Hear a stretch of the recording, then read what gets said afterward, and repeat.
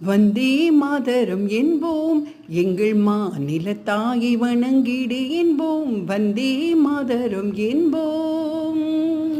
சிந்து நதியின் இசை நிலவினிலே சேரள நாட்டிளம் பெண்களுடனே காக்கை சிறகினிலே நந்தலாலா நிந்தன் கரிய நிறம் தோன்றுதையே நந்தலாலா. நல்லதோர் வீணை செய்து அதை நலம் கெட பொழுதியில் எறிவதுண்டோ?